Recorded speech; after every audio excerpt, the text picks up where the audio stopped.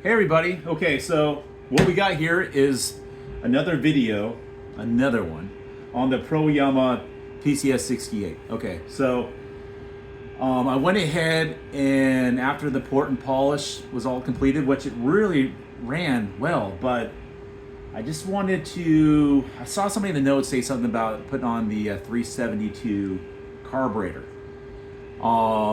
So yeah, that's what I did. I put on the carburetor. It was a pain in the ass. Here's what I'll tell you. What let me just read off everything that's been done to this, and it'll flow into that. So the piston's been reshaped on this one. The base cut, of course, was done. Exhaust port was the port and polish on the intake was ported also. Time advancement was taken care of. Exhaust port to muffler so it flowed correctly was also taken care of. The intake, there's a manifold that you had to buy in order to fit. There's a manifold inside here, which you can't see, I know, but inside here there's a manifold that replaces this one, and this piece here I really didn't get a chance to work with it. These two were out of there, and then you had to cut this plate that's in here. I don't know if you can see it or not, but this black plate had to be cut. So there's a manifold that replaces this one in there, and then also this had to be cut out. So you're in pretty good at this point. So at that point you're really going for it. Also, what was on there? Manifold. The manifold plate had to be cut. Oh yeah, the plate. Oh, so that black plate we're just talking about had to be cut. Manufactured a throttle. Okay, so here's the throttle rod right here. I don't know if you can see it very well. It is this piece right here, the throttle rod. On the original carburetor, everything is on this side. So the throttle would run on this side. You had to manufacture something that came from this side right here on over to here, and then trigger onto this side, which I finally did. But that took probably 4 or 5 hours of recutting. I got all kinds of cuts of these things everywhere. Several stainless steel links I had to cut out in order to get this. And this has been bent so many damn times it finally fit. Not to mention, you also had to cut out the throttle on the carburetor too to make it fit. On top of that, when you did get this carburetor to start running, the hole on the butterfly, as you can see on this one, it's hard to see, but here's getting the light up here. It's hardly any at all. There's a tiny freaking hole in there that allows the air gap when you're starting it, right, or to keep an idle going. Well, it's way too big on the 372 carburetor. So I had to put a JB weld onto there, wait a few days, and then re-groove it so it had a better idle. And realistically, it don't have that much better of an idle. Realistically, I can't get the chain to stop going because I just can't get quite an idle to bring it down to there. And it could be a little bit more that I got to bend this back a little more so the throttle drops a little bit. But going with the bigger carburetors might be one of the issues, or I don't know, having a real hard time getting it there. Also, on top of that, when I was revving it and getting all ready to go and checking the brake, the clutch freaking broke. So it is now sprung out, and it is engaged at all times. So I'll have to order another one. So right now, when you start this, it's going to start spinning right at the back. So I don't know what I had to do with the modifications on the extra power that I got into it, or something else happened, but that's freaking screwed. So I gotta figure that one out. Okay. Had to readjust this. You can see the sideways. Had to readjust the choke because it's completely different on a 372. Everything has been recut inside here to flow with a throttle rod. What else has been done on this one? All the plastics had been recut inside here so that the lines go into different spots. This isn't fitting anymore, which is not good. I'm not too sure what I'm gonna do about that. because when you put it on, what's catchy now is when you get it like this, when you get it correctly, it's catching right here now because it's just a bigger. It's just a bigger. I mean, it's carburetor. I mean, it's a lot bigger. I mean, I know it's hard to see in here. Maybe I can pull it off real quick.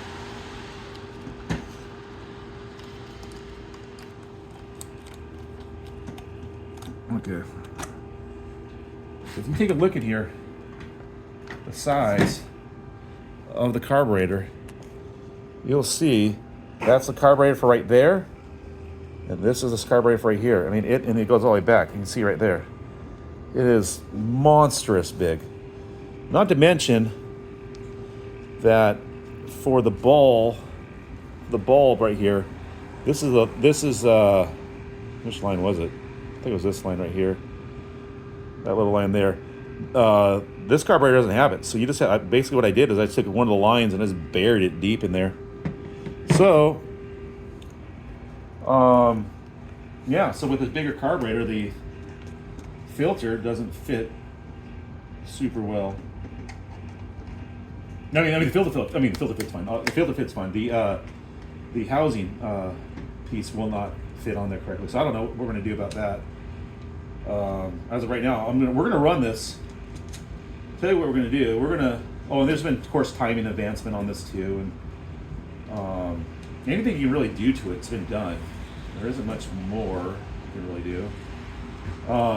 We're gonna fire this up. We're gonna take a test time on this, a test time on a Husqvarna 51 that's been ported a long time ago.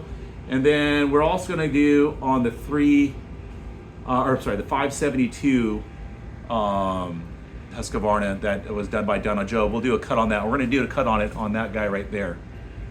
So let's get it ready to go.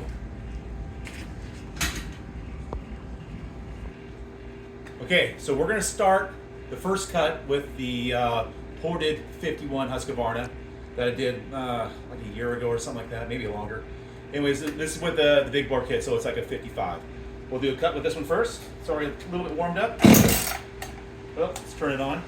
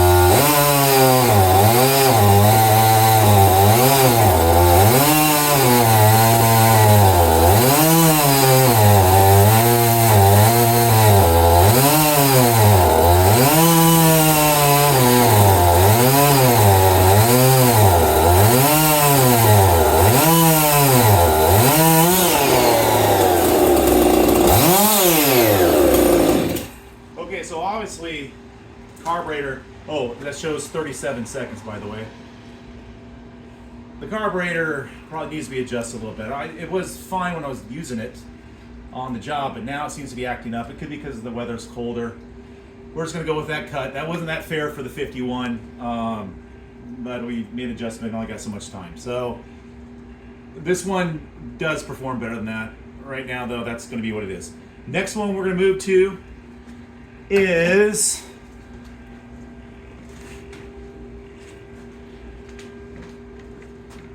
the Pro Yama right now, the one we were just talking about. We did all the work for. This is like the Yama, the Husqvarna. This one, that's more like a 60 or a 52, 50, 53 cc with the big bore. This is more like a 61, so it's a bigger saw. Still, that should have performed better. It just gotta make some adjustment on it. So we're gonna fire this one up, and we'll see how this one does. Okay, go ahead and pause.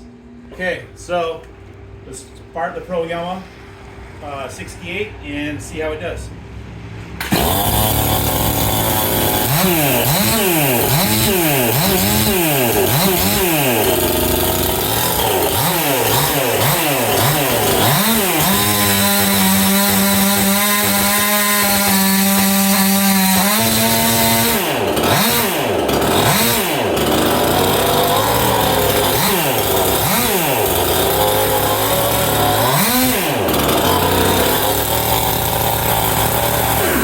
Okay, another crappy part of this video. So that's the clutch right there, gave out 100%.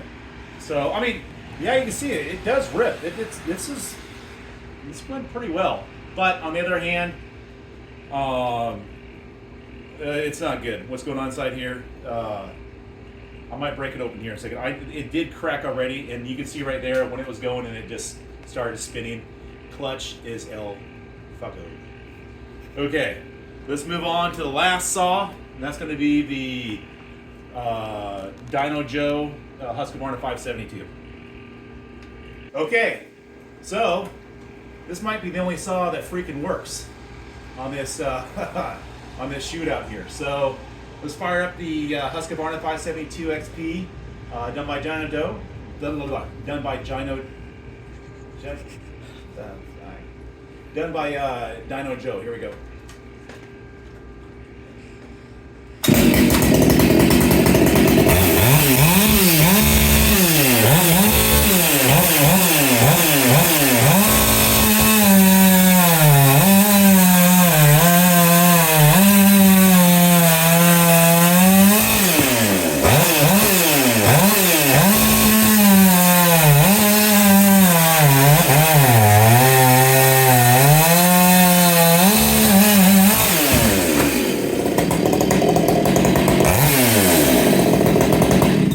Okay, so this video wasn't supposed to be about this saw, but both of these fucking fucked up. I don't know what else to say.